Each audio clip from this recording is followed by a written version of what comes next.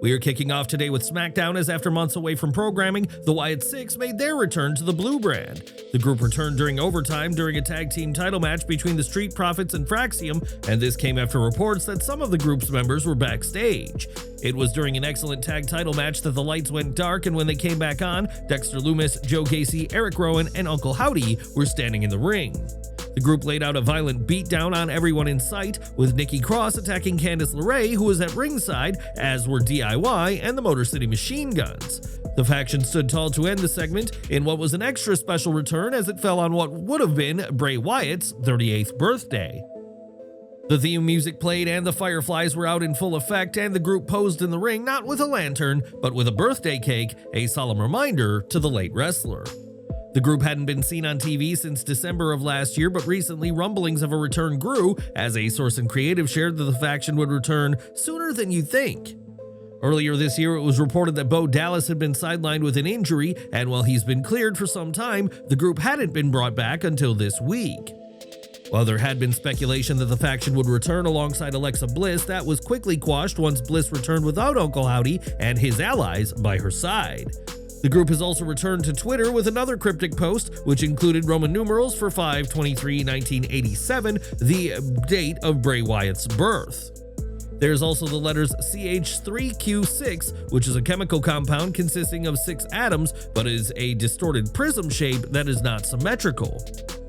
The words Job 4:8 can be spotted on the image, which is a passage from the Bible that reads, "According to what I've seen, those who plow iniquity and sow trouble reap the same."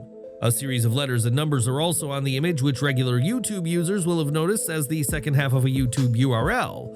Adding it to a YouTube URL takes fans to a video from The Matrix Revolutions, specifically on a line where the evil Agent Smith declares, "We missed you."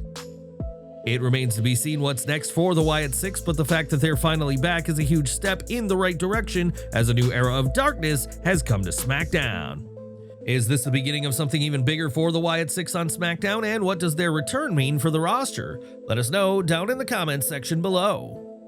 Fans are thrilled to see the Wyatt Six back, but the idea of the group interfering in a tag team title match has left fans wondering what's to come for the faction. After all, the group hasn't set its sights on gold since appearing on WWE's main roster in 2024, and why exactly did the Wyatt Six return the way that they did? Well, the obvious reason going by how SmackDown played out is that the group wants the tag titles, adding another huge team to the growing division. Some members of the Wyatt Six already know what it's like to hold tag team gold, with Uncle Howdy holding titles with Curtis Axel, while Eric Rowan dominated alongside Luke Harper. Nikki Cross is also a former women's tag team champion, but could there be another reason why they targeted the tag team division specifically? The Wyatt Six has been all about punishing those who they feel are wrong, and there's been a lot of chaos and betrayal within the division as of late. DIY turned heel by betraying the Motor City Machine Guns, and current tag team champions the Street Profits haven't shied away from attacking other teams from behind. Candice LeRae's return showed just how devilish she can be, and with the Wyatt Six punishing those who treat others poorly, this could be a chilling sign of what's to come. Alexa Bliss made her way to the ring on SmackDown to confront Tiffany Stratton and made clear she plans to win Money in the Bank for the second time in her career. Bliss vowed to cash in on Stratton and win her first singles title since 2018, but also made note that Charlotte Flair has also been interested in winning as well. Bliss referred to Charlotte as a narcissist who calls herself a queen, and this was seemingly a sign of WWE giving up on Bliss trying to recruit Charlotte as a friend. It was just last week that Bliss was trying to cement a friendship with Flair, only to be rejected by Charlotte, and it seems any plans for the pair as a duo have been scrapped. Charlotte came out and laid claim to the briefcase, but Stratton would say that both women are vintage, and while they may be the standard in the division, she is an upgrade. Stratton would leave with Bliss and Flair side by side as they watched her go, and the pair seemed to be discussing something as WWE's cameras focused on Tiffany's exit. Well, despite Flair's aspirations to win the briefcase, one of the few accolades she's yet to obtain, the Queen came up short in her Women's Money in the Bank qualifying match. Instead, it was Giulia who got the victory in her SmackDown debut match as she won a triple threat match that ended with her pinning US champion Zelina Vega. There was a stare down prior to the match between Giulia and Stratton, teasing what the Beautiful Madness will target if she captures the briefcase on June 7th. It's also worth noting that this was an emotional night for Giulia, as it marked 5 years since the passing of her friend Hana Kimura, who died in 2020 at the tragically young age of 22. Backstage, Bliss mocked Flair for not qualifying, but more noteworthy is that for the first time since her return, Bliss was seen speaking to Lily and discussed the value of having friends. R-Truth was backstage at SmackDown and was seen saluting an image of John Cena, clearly still supportive of the man he considers his childhood hero. In the ring, Truth delivered a great in-ring segment ahead of his Saturday night's main event match and claimed that John Cena had been corrupted by power. Truth is willing to beat the hustle, loyalty, and respect back into John at tonight's event and ended with the warning that if Cena wins, we riot. This was a much different side to the fun-loving, comedic, often ditzy Truth that fans have grown accustomed to, and he delivered a promo worthy of being part of Cena's farewell tour. Will Cena crush Truth at tonight's show, or does the fact that the WWE title won't be on the line mean that Truth has a chance of winning? Share your predictions down below.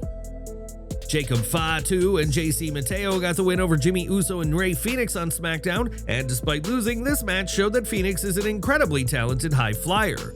With that said, the major development in this whole segment was the growing tensions in the Bloodline, as on SmackDown, Fatu made clear he doesn't trust JC Mateo. Fatu said how Mateo isn't blood and he isn't family, and throughout their match, the pair stared daggers at one another, making clear they were not happy to be allies in the ring. When Mateo debuted at Backlash, Fatu was not pleased for his interference in the US title match, and that growing tension is clearly building to something big. On SmackDown, there was also a tease of Fatu and Mateo soon battling the Street Profits, though a potential tag title shot would hinge on Fatu and Mateo coexisting for long enough.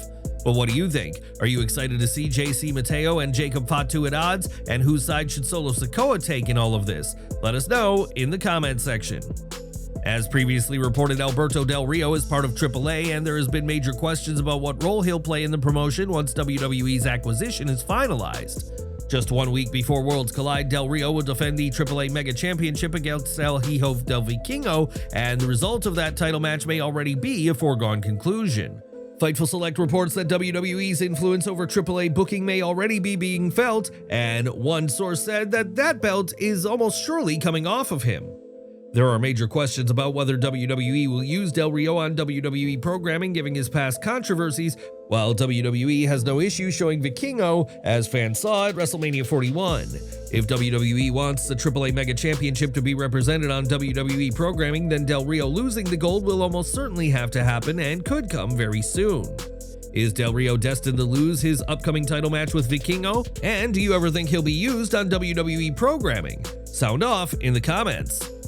Later this year, Bill Goldberg will compete for the final time, and WWE is giving the Hall of Famer a degree of say into how his in-ring retirement plays out. Speaking with My San Antonio, Goldberg shared that he's been approved some creative control of the rollout plans for the date's announcement. Goldberg will have a say into how the day his final match is revealed, and in the interview, he shared that he hopes to have the match in the southern United States. The former WCW World Champion said this would give him the opportunity to end his career in front of the people he cares about most, and now we know exactly where the match could be. Fightful Select reports that discussions within WWE this week have indicated that the match could take place in Atlanta, Georgia, a city that Goldberg has obvious ties to. Goldberg played for the Atlanta Falcons before wrestling, and arguably his biggest moment, his WCW World title win over Hollywood Hogan, took place inside the Georgia Dome. As for the date, Goldberg's final match could be mere weeks away, as it's believed that July 12th could be the last time fans see him in the ring. An internal schedule in WWE has July 12th scheduled for an upcoming edition of Saturday night's main event, meaning Goldberg's final match could be on this show. What makes this all the more interesting, though, is that this show would fall on the same day as AEW All In Texas, meaning fans can expect stacked events for both shows. Goldberg's retirement match could certainly be used to try and take viewers away from All In, and we'll have to see what else is added if WWE decides to go head-to-head in July. Now, earlier this week, it was revealed that WrestleMania 42 will not take place in New Orleans as planned, but is expected to return to Las Vegas in 2026. In a statement shared to social media, Triple H discussed WWE's partnership with New Orleans and confirmed the reports that WrestleMania 42 has been moved. With that said, fans will still get a WWE PLE in the city next year, as Triple H shared that Money in the Bank will take place in Nolens on Saturday, August 29th. This will be the latest in the year a Money in the Bank event has happened, and Triple H highlighted the show as one of our biggest events of the year with high stakes. Money in the Bank 2026 is a suitable replacement for WrestleMania 42 for the New Orleans fans, and where do you think next April's event should be? Let us know in the comments. While WWE have yet to publicly confirm WrestleMania 42 for Las Vegas, all signs are pointing to Sin City, and fans may have to get used to the city hosting WWE's biggest event. In the Wrestling Observer newsletter, it was reported that the plan now is to run WrestleMania on a regular basis in the city, but clarified that this does not mean every year. WrestleMania will instead be held frequently in Las Vegas, and it's added that the financial windfall from this year's event has helped sway those in WWE and TKO. Vegas delivered massive revenue streams this year that it's believed New Orleans wouldn't be able to match in 2026, and Vegas is also home to some key TKO executives. Nick Khan also grew up in the Vegas area, and it's been reported that Vegas officials are looking to secure a major sporting event each year, such as the Super Bowl and the NCAA Final Four. Now WrestleMania is on that list, though this would mean that other cities would have a far smaller chance of getting to host WWE's biggest event of the year. There's no shortage of cities that would love the chance to host WrestleMania, while fans in Europe remain hopeful that the two-night spectacle will one day come to London. Whether that happens or not, WrestleMania is expected to become a Las Vegas staple, and is this a good idea, or will it end up poorly? Let us know your predictions down below. More from SmackDown now as Chris Sabin battled Tommaso Ciampa in singles action on SmackDown, with both men having their respective allies at ringside. It was neither Johnny Gargano nor Alex Shelley who made the difference though, as during the match, Ciampa fell to the mat and clutched his leg, seemingly injured. Sabin, who'd been poised on the top rope, hesitated to pull the trigger, which gave the returning Candice LeRae enough time to appear and attack Sabin while the referee wasn't looking. From there, Ciampa would take advantage and get the victory, revealing his injury had been a ruse, and he, LeRae, and Gargano posed after the match to celebrate. While LeRae's partnership with Nia Jax had been interesting, having her with her husband Gargano makes more sense, and adding LeRae is something DIY needed. In a division as stacked as what we're seeing on SmackDown, DIY needed an X Factor to continue to stand out, and expect to see more of this trio from here on. SmackDown kicked off with a brawl between Damian Priest and Drew McIntyre, which continued later in the show as Priest made his way out for a promo. Eventually, the pair needed to be pulled apart by security, and this was a great development in what has proven to be one of the hardest-hitting rivalries of 2025. With tonight's steel cage match being called the end of their feud, expect the pair of former world champions to hold nothing back at Saturday night's main event. But who are you hoping to see get the win, and what should be next for Priest and McIntyre after this intense rivalry? Let us know your thoughts down in the comment section below. Backstage, Chelsea Green and Zelina Vega had a brawl of their own, and this led to a match being made pitting Michin and B-Fab against the Secret Hervis. It was the faces who got the win, and Vega would attack Green at ringside, getting some payback for the attack earlier in the show. A US title match has since been made between Vega and Green, with the latter hoping to kick off her second administration tonight at Saturday night's main event. It was at the December 2024 edition of the show that Green became the first ever women's US champion, and will lightning strike twice for the Canadian? Time will tell. Over to NXT now, as Brinley Reese hasn't competed since a live event on March 22nd where she lost to Carmen Petrovic, and now the fans know the reason for her hiatus. On Instagram, Reese shared that she's undergone shoulder surgery, but did not disclose how the injury was suffered in the first place, nor when fans can expect her back in the ring. If past shoulder surgeries are anything to go by in wrestling, it may be many months before she's back, as the shoulder plays a key part in everything from holds to bumps. Reese started in WWE in 2022, and in addition to NXT, has also been appearing on WWE Evolve, and we are wishing her a full and speedy recovery. It was during WrestleMania week that WWE announced its acquisition of AAA, but a new report has cast light over how those within AAA are feeling. Fightful Select reports that many talents are uncertain about their future, especially those who are competing for AAA but at this time not signed to full-time contracts. WWE has been sending agents, including Jeremy Borash, to AAA to see how the promotion operates, and some top people in AAA feel they've already lost some power in the company.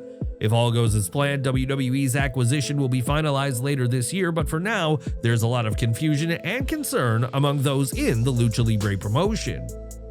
Santos Escobar tried to heal the rift that has been growing within Legado del Fantasma during SmackDown as he sat down with Berto and Angel. The three men will have to get on the same side sooner than later, as they'll be part of the upcoming WWE AAA crossover event Worlds Collide. The faction will take on El Hijo del Wagner Jr., Psycho Clown, and Pagano, three of the bigger stars currently competing in the Lucha Libre promotion. WWE has announced that Worlds Collide will stream on both their English and Spanish YouTube channels, giving fans ample opportunity to see the much-anticipated event. In Money in the Bank qualifying action, LA Knight earned a spot in next month's men's ladder match, defeating Shinsuke Nakamura and Aleister Black in the process.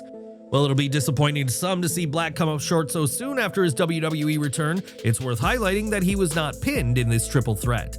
Black was poised to win before Knight threw him out of the ring to steal the victory, and he now joins Solo Sikoa as the two men confirmed for next month's pivotal ladder match. More Money in the Bank news is on SmackDown. It was announced that Naomi, Nia Jax, and Jade Cargill will battle on next week's SmackDown for a spot in the women's ladder match. Carmelo Hayes will also be part of a qualifying match, and interestingly, it was revealed that The Miz sacrificed his opportunity to compete in a qualifying match, giving the spot to his ally. Nick Aldis would also tell Jacob Fatu that he will be part of a qualifying match next week, and what could Fatu qualifying mean for Solo Sikoa, who is already part of the match? And next week we'll also see the return of Bianca Belair in her first appearance since coming up short in the Women's World title match at WrestleMania 41.